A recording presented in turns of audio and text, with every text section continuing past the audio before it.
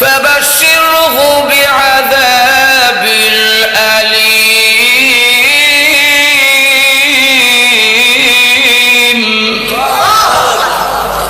এদেরকে সুসংবাদ দিন আমার আযাব বড় কঠিন আযাব। ওই জেলেকে বলবে মনোযোগ দিয়া যদি শুনতাম, যদি ভালো করে বুঝতাম, বোঝার মতো, তাহলে আজকে জাহান্নামবাসী হইতাম না। قالوا لو كنا نسمع أو نعقل ما كنا في أصحاب السعير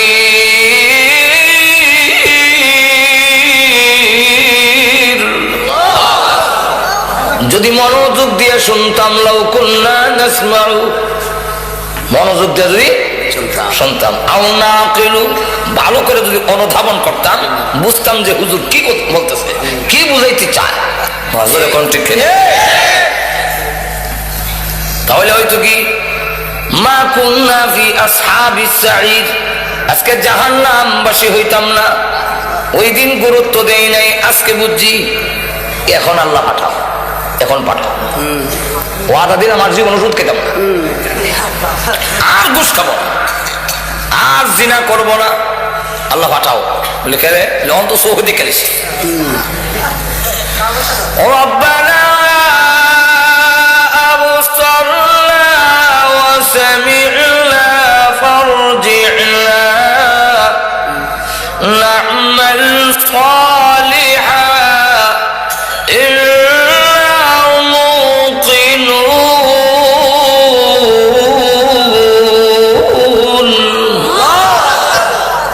আল্লাহ এখন চোখে দেখছি যে আযাব, ভয়াবহ আযাব, এখন চোখে দেখতেছি।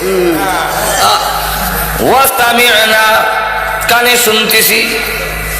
কে যে চিৎকার, প্রভু হ্যাঁ, এখন চোখে দেখি, কানে শুনি।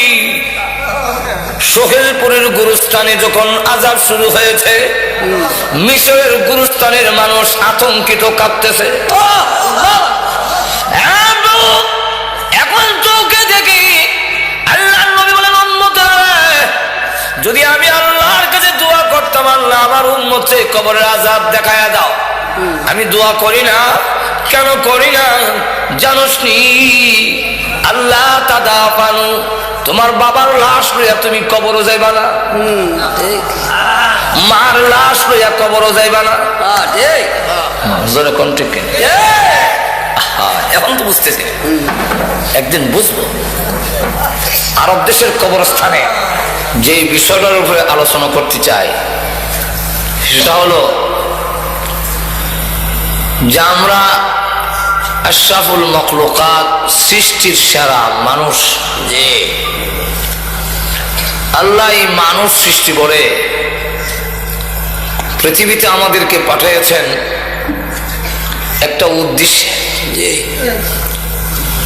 আল্লাহ কেন আমাদেরকে বানালেন, নিশ্চয়ই তার একটা উদ্দেশ্য আছে।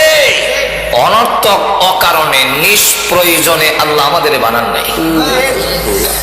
আল্লাহ নিজে বলছেন, আমাদেরকে আল্লাহ প্রশ্ন করে জিজ্ঞাসা করেন, তোমরা কি ভাবো, তোমরা কি মনে করো অনর্থক এমনি তোমাদের বানাইলাম? আল্লাহ নিজে বলে, আফাহাসিবতুম আন্নামা খালাকনাকুম আবাসা, তোমরা কি মনে করো অনর্থক, অকারণ, নিষ্প্রয়োজন, আবাস? অবশ্যই না। তাহলে কেন বানাইলেন, উদ্দেশ্যটা কি? আল্লাহ আরেক আয়াতে পরিষ্কার করে বলে দিয়েছে, ওয়ামা খালাকতুল জিন্না ওয়াল ইনসা ইল্লা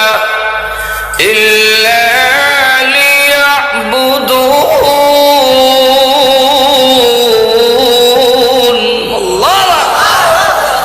আল্লাহ বলেন, তোমাদেরকে সৃষ্টি করার উদ্দেশ্য হলো তোমরা জীবনের সর্বক্ষেত্রে আমি আল্লাহর ইবাদত করো।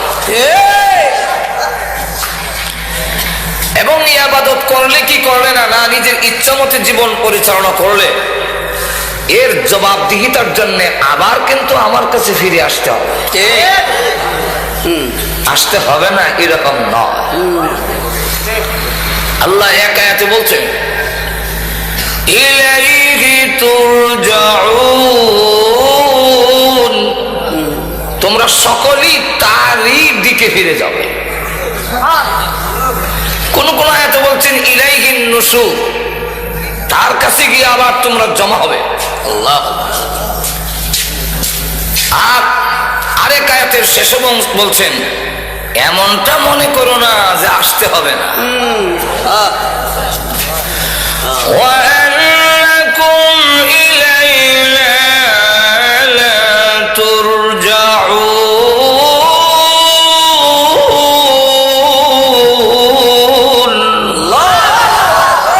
ফিরে আসতে হবে না এরকম নয়, অবশ্যই তোমার আমার কাছে আসতে হবে। জীবনের সব কিছুর হিসাব একদিন আমার দরবারে তোমাদের দিতেই হবে। আল্লাহ রাব্বুল আলামিন যুগে যুগে লাখেরও উপরে নবী রাসূল পাঠিয়েছেন এই কথাটা বোঝাবার জন্য। সুবহানাল্লাহ। শতাধিক শতের উপরে আল্লাহ কিতাব দিয়েছেন, নবীরাও এই কথাটাই বুঝাইছে। সব নবীরা বলছে ইয়া কওমি ইবুদুল্লাহ মা লাকুম মিন ইলাহিন গায়রু, হে আমার জাতি তোমরা আল্লাহর একত্ববাদে বিশ্বাসী হয়ে আল্লাহর গোলামি করো, আল্লাহ ছাড়া কারো ইবাদত করবে না। তাই জাহান্নামের পারে ফেরেশতারাও জিজ্ঞাসা করবে কেউ আব্দুল সত্তার আব্দুল গাফফার তোমাদের কাছে নবী রাসূল যায় নাই? সালাহুম খাযানাতুহা আলাম ইয়াতিকুম নাযীর,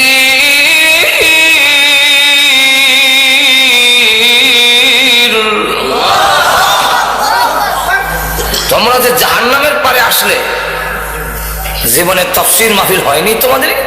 আল্লাহ, ওয়াজ হয় নাই? এই দুজনের কথা কি শোনো নাই কোনদিন? আল্লাহ, অস্বীকার করতে পারবেন না।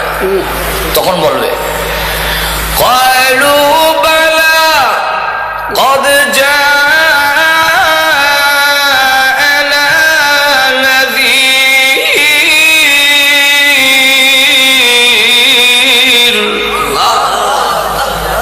হ্যাঁ, বহু তাফসীর মাহফিল হয়েছে, ওয়াজ হয়েছে, খুব আমরা শুনছি।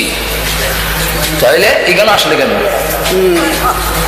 আমরা তখন অস্বীকার করছি, এত বিশ্বাস করতাম না, মনে করতাম আলেম ওলামা এমন কইব।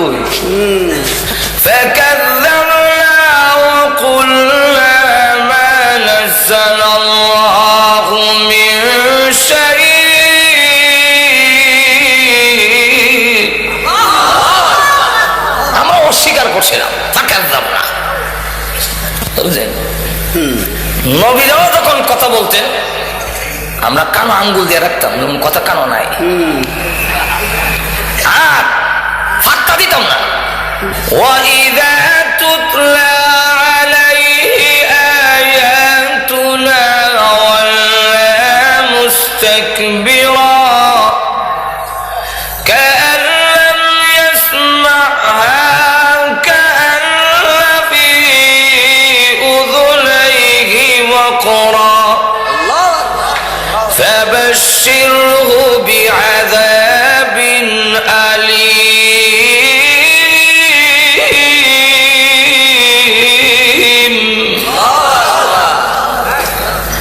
আল্লাহ নবী যখন কোরআন শরীফ শুনাইতেন ওয়াইযা তুতলা আলাইহি আয়াতুনা ওয়াল্লা মুস্তাকবিরা, আমরা অহংকার নিয়ে দম্ভ পড়ে ফিরে যাইতাম।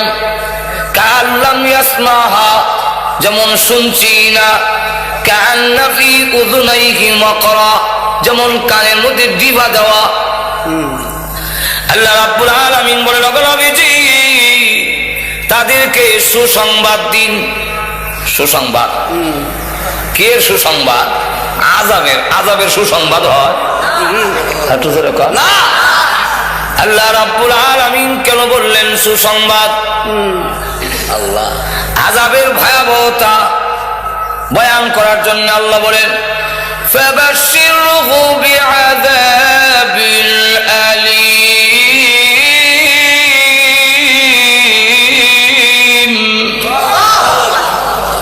এদেরকে সুসংবাদ দিন আমার আযাব বড় কঠিন আযাব। ওই যাকে বলবেন মনোযোগ দিয়া যদি শুনতাম, যদি ভালো করে বুঝতাম, বোঝার মতো, তাহলে আজকে জাহান্নামবাসী হইতাম না। قالوا لو كنا نسمع أو نعقل ما كنا في أصحاب السعير,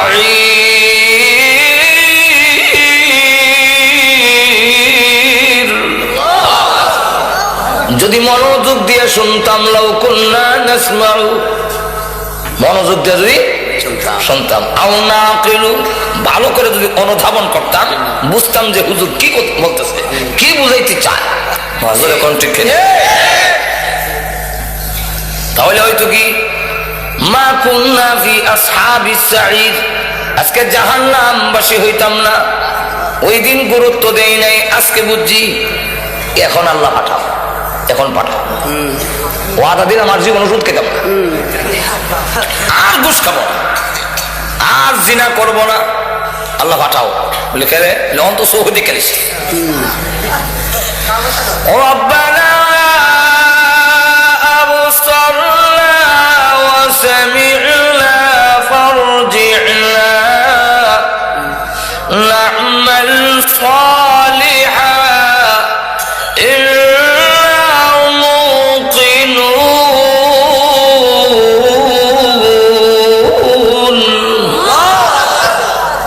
আল্লাহ এখন চোখে দেখছি যে আযাব, ভয়াবহ আযাব, এখন চোখে দেখতেছি। ওয়াস্তামি'না, কানে শুনতেছি। কে যে চিৎকার বাবু, হ্যাঁ এখন চোখে দেখি, কানে শুনি। সোহেলপুরের গুরুস্থানে যখন আযাব শুরু হয়েছে, মিশরের গুরুস্থানের মানুষ আতঙ্কিত, কাঁপতেছে। এখন চোখে দেখি। আল্লাহর নবী বলেন, উম্মতে, যদি আমি আল্লাহর কাছে দোয়া করতাম, আল্লাহ আমার উম্মতকে কবরের আযাব দেখায়া দাও, আমি দোয়া করি না। কেন করি না জানোস নি?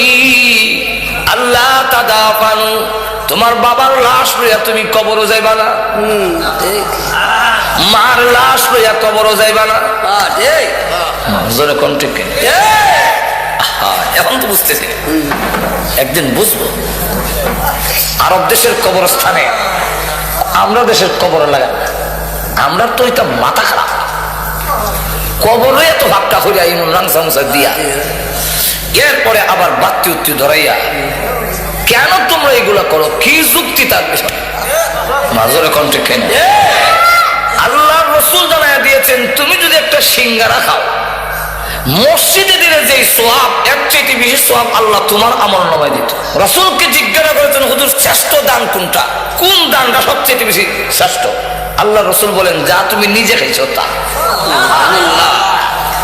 আমি খাইলেও আল্লাহ সোয়াব দেয়। তুই যে মোমবাতি একটা কবর নিয়ে জ্বালায় শেষ করলে, এটা না মুডটা লাভ হইল না তোর লাভ হইল? মাজরে কোন ঠিক না? একটা মোমবাতি ধরে যে এটার আলো কি কবরের ভিতরে যাবে? এটা যে জ্বললে শেষ হইলো, তোর তো কোনো কামো লাগলো না। মাজরে কোন ঠিক না? কি লাভ? এর দ্বারা কোনো লাভ নাই। আমাদের দেশে কবর পূজায় ভরে যাচ্ছে, আর এক একটা কবরস্থান মাজার রেসিডেন্ট গুনার আড্ডাখানা বানাইছে। ওনারা কি কম যান না খরমপুর, এখানে ডেকে দেখা যায় সবাইকে আছো নিশাপুর, সব চলো খরমপুর। নিশাপুর রে ডাকে গুনার কাজে লিপ্ত হয়ে গেছো। যার মদিনা জান্নাতুল বাকির মধ্যে 10,000 সাহাবী শুয়ে আছেন, কোনো বাতি নাই, কোনো ফাঁকা নাই। কবর ওই চেনা যায় না। খাদিজাতুল কুবরা রাদিয়াল্লাহু আনহার কবর জিয়ারত করে আইছি। আল্লাহ দেখলাম তো এখানে কোনো উরুসও নাই, কোনো বাক্তিও নাই। বড় বড় কোন ঠিক কিনা? আর আমরা দেশের মাথা খারাপ। শয়তান এক একটা গুনার আড্ডাখানা জমাইছে, গাঞ্জা খাওয়া, জুয়া খেলার, নারী পুরুষ একত্রিত হইয়া গুনার কাজ করার এক একটা আড্ডাখানা জমাইছে। আরব দেশের কবর বোঝা যায় না। এক লোক একটু উঁচা জায়গা দেখে এখানে মাথা রেখে তিনি ঘুমাইয়াছেন।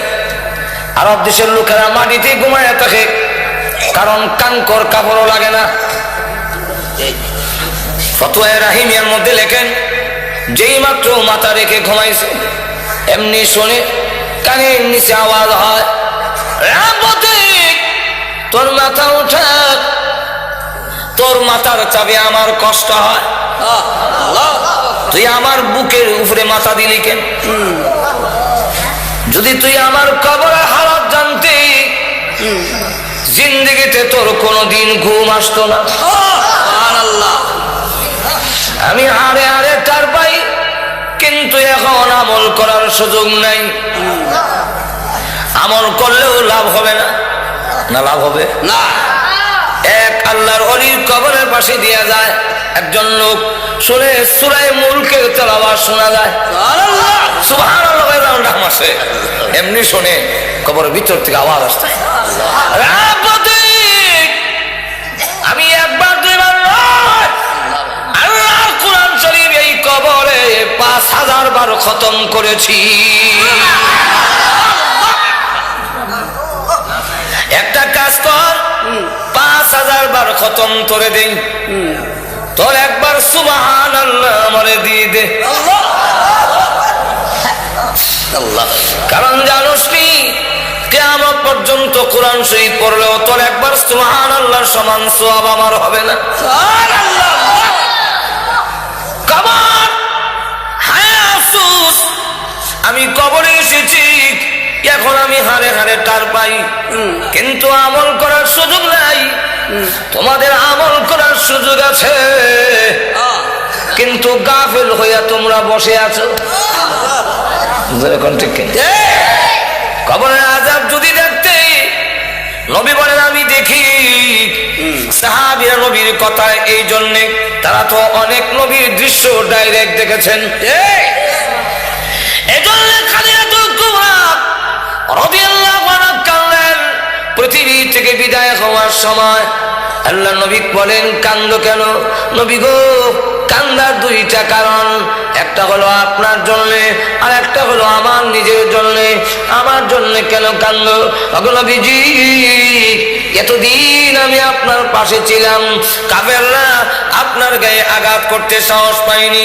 খাদিজাতুল কুবরা রাদিয়াল্লাহু আনহা কুরাইশের মধ্যে একজন শিল্পপতি ধনাঢ্য মহিলা, আবার তার একটা প্রভাব ছিল কুরাইশদের উপরে। এই কারণে নবীজি যখন দাওয়াত দেয়, পাশে দাঁড়ায় থাকেন খাদিজাতুল কুবরা, কারণ তখনও পর্দার বিধান নাযিল হয় নাই। আল্লাহ নবী যখন হাতে কাটে মাজারে দাওয়াত দেয়, লোকেরা এসে দেখে খাদিজা পাশে দাঁড়ানো, আল্লাহু আকবার, সাহস পায় না আঘাত করতে। খাদিজাতুল কুবরা বলেন, ওগো নবীজি, আমি যখন বিদায় হয়ে যাব, আপনার পাশে কে দাঁড়াবে? এই জন্য আমি কান্দি। মার কান্দা দেখে ছোট্ট মেয়ে ফাতেমা রাদিয়াল্লাহু আনহা ডাক দিয়ে বলে, মা গো, আপনি কান্দেন না, ওয়াদা দিলাম গো, আপনি পৃথিবী থেকে বিদায় হয়ে গেলে আমার বাবার পাশে আমি ফাতেমা সব সময় দাঁড়ায়া থাকবো। এই জন্যে রাসূল যখন দাওয়াত দিতেন, ছোট্ট একটা মেয়ে কোমর ধরে রাখতেন। আল্লাহ, এই মেয়ের নাম ফাতেমা। সুবহানাল্লাহ। এখন নবীজি 2 নম্বরটা হলো আমার জন্য কান্দি আমি পৃথিবী থেকে বিদায় হয়ে গিয়া কবরের যে কোনো সামান নাই, আল্লাহ কি নিয়ে যাব? আমার যে কোনো সামান নাই। আপনারা বলেছেন কবরে চাপ দিবে, আল্লাহ নবীজি আঙ্গুল দেখে বলেন, এইভাবে একটা হাড্ডি আর একটা হাড্ডির ভিতরে ঢুকে যাবে। এখন নবীজি এইভাবে যদি হয়, আমি খাদিজার ভয় লাগে আমার যে কোনো সামান নাই, সামান নাই, অথচ আল্লাহ সালাম হয়েছেন। আল্লাহ একটু জোরে কর না। হাদিস শরীফের মধ্যে আসছে আল্লাহ নবীর দরবারে খাবার নিয়ে আসতেছেন, প্লেট দিয়ে জিবরাইল নবীজির কাছে বসা। এমনি জিবরাইল বলে, নবীজি আপনার খাদিজাকে এই মুহূর্তে মহান আল্লাহ সালাম দিয়েছেন, দশজন পুরুষকে আল্লাহ জান্নাতের সার্টিফিকেট দিয়েছেন, ঠিক তেমনি ভাবে এই পৃথিবীর 10জন মহিলাকেও জান্নাতের সার্টিফিকেট দিয়েছে। ইসলাম নারীকে যে ইজ্জত দিয়েছে, পৃথিবীর কোন ইসলাম, পৃথিবীর কোন তন্ত্রমন্ত্র মহিলার এই ইজ্জত দিতে পারবে না। সুতরাং মহিলাদের ইজ্জত দেওয়ার জন্য আল্লাহ পর্দার বিধান দিয়েছেন, নারীর অবরোধের জন্য নয়। যারা কিনা আল্লাহর চাইতে নারীর পক্ষে বেশি দরদ দেখায়, এদের মতলব ভালো না, এদের পুরুষের গাঁটটি নারীর মাথায় চাপা দেওয়ার ষড়যন্ত্র করছে।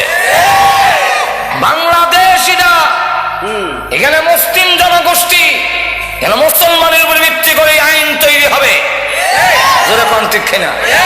এবং এই কথাটা সব দলই বুঝে।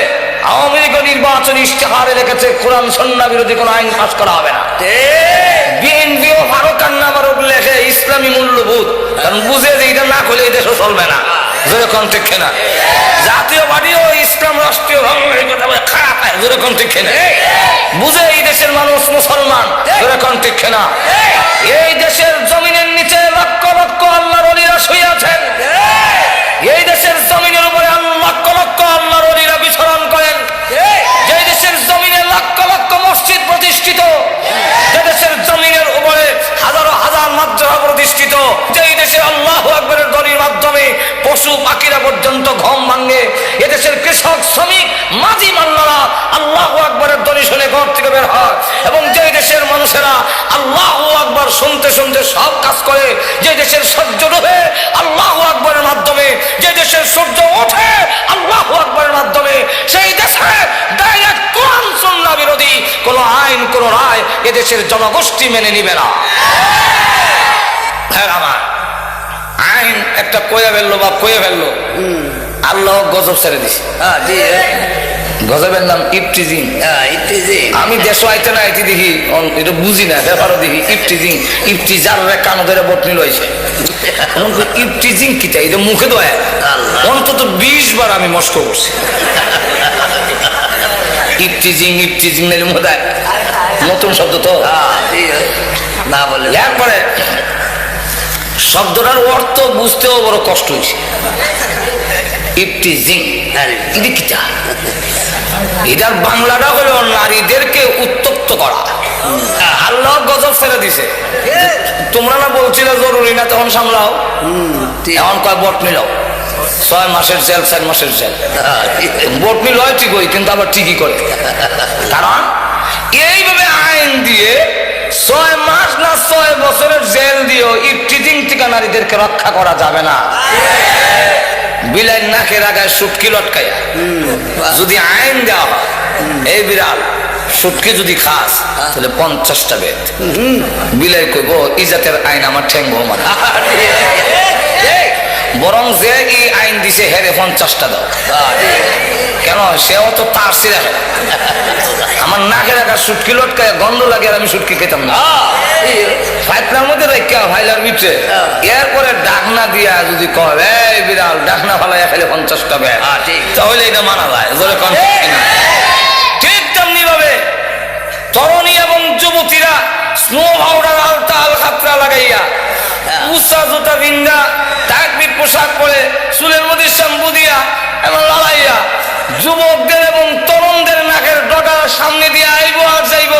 আর আপনারা বলবেন ইফটিজিং করো না, এদেশের যুবকরা ঠেঙ্গো এই জাতের আইন মানবে না। যদি এই দেশের যুবকদেরকে আইন মানাইতে হয়, ইফটিজিং থেকে যদি নারীদেরকে রক্ষা করতে হয়, তো একটি মাত্র পথ, সেটা হলো হেজাব পর্দার বিধান কায়েম করতে হবে। কিছু কিছু জিনিস আছে মজ্জাগত, জন্মগত, যেমন আপনি ঘুমোতে যদি কভার না খাদ্য হয়, আঁচড়ে কখন লাগে বলে আমার নাকটা খাদ্য দেখবেন অটোমেটিক না হয়ে যায়। আরে আমার মুখের মধ্যে তেঁতুল দিয়া যদি আপনাদের সামনে জিব্বা নাড়ায়, আপনাদের জিব্বার মধ্যে অটোমেটিক পানি উঠবে। আরে নিয়ত করা লাগবে না, যেরকম ঠিক কিনা।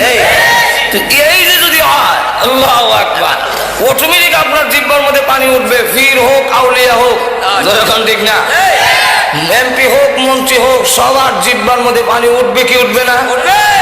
যদি কেউ কয় আমার উঠে না, এটার দুইটা অর্থ।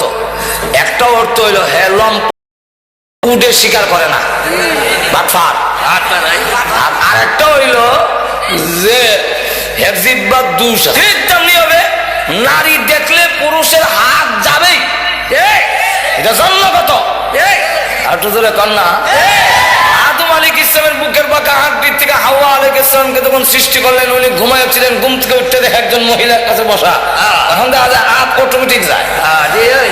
দেখতো আল্লাহ বলে হাত সামলাও, হাত সামলাও, বিয়া করাই দিয়ে। শেষে আল্লাহ নিজে খুতবা পড়ে মোহরের দেওয়ার মাধ্যমে আল্লাহ নিজে দুজনের মধ্যে বিয়ে করাই দিল। তাহলে বোঝা গেল আদম আলাইহিস সালামের যদি যায়, আদম সন্তানেরও যাবে। কি বলেন ঠিক না? সুতরাং এই নারীদেরকে যদি পুরুষের দরার থেকে রক্ষা করতে হয়, তাহলে পর্দা লাগবে, হেজাব লাগবে, পারিশন লাগবে। আর না হয় রক্ষা করা যাবে না। অপর দিকে যারা পর্দার বিধান উঠাই দিতে চায়, এদের উদ্দেশ্য হইল আমাদের সমাজ থেকে বিয়ার কথাটা উঠে নিত। তখন আর বিয়া থাকতো না, খালি খালি ফ্রেন্ডশিপ থাকবো। ফ্রেন্ডশিপ, গার্লফ্রেন্ড, বয়ফ্রেন্ড, আঙ্গুল ধরে ধরে আড়াআড়ি আর কিছু। ইউরোপ বানাইতে চায়। আমি আমেরিকার একটা স্টেট আছে, এটার নাম হলো মিশিগান। এটা হইলো আমেরিকার এক বর্ডার, তার পাশের রাষ্ট্র হইলো কানাডা, মাঝখানে একটা নদী। তো নদীর পরে হাঁটতে গেলাম আমরা কয়েকজন। তো আমরা তো আটটাছে এত তসবিহ করতেছি, সুবহানাল্লাহ সুবহানাল্লাহ, ডাইনি মামা চাই না, চাই তুমি হোক। ইয়ার ঘরত দু তিনজন ওই ব্রেঞ্চের মধ্যে বসা। আমাদের কাছে দৌড় দেখে আছি, গায়ে তোমরা যে এইভাবে একা একা ঘুরতেছো, তোমাদের কি গার্লফ্রেন্ড নাই? গার্লফ্রেন্ড আমরা বুঝিনি। হ্যাঁ, মহিলা মহিলা বন্ধু নাই।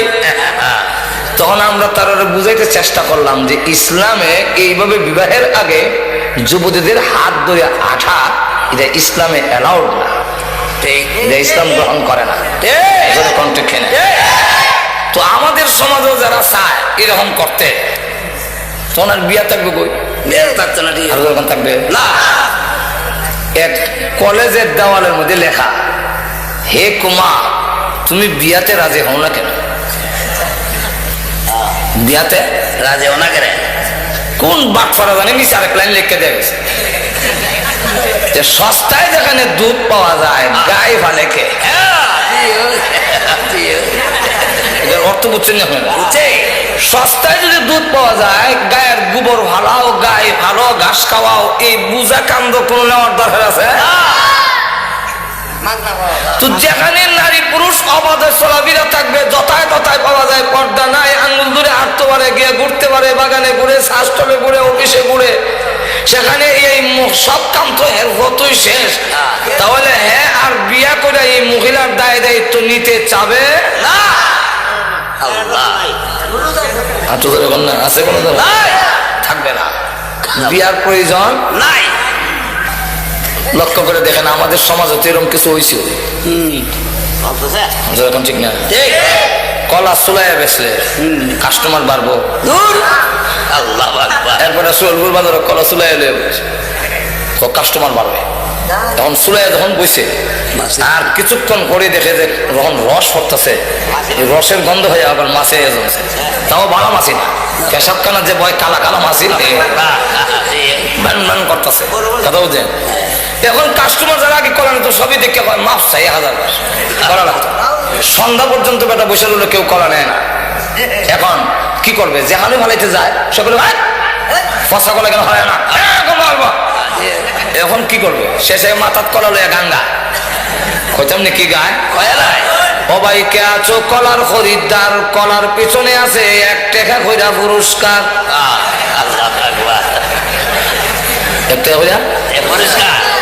দুই যুবক ব্রিজ বইয়া কয় মনে আশ্চর্য কলাওয়ালা তো দেখছি কলার নিচে মিলে একটা করে পুরস্কার চল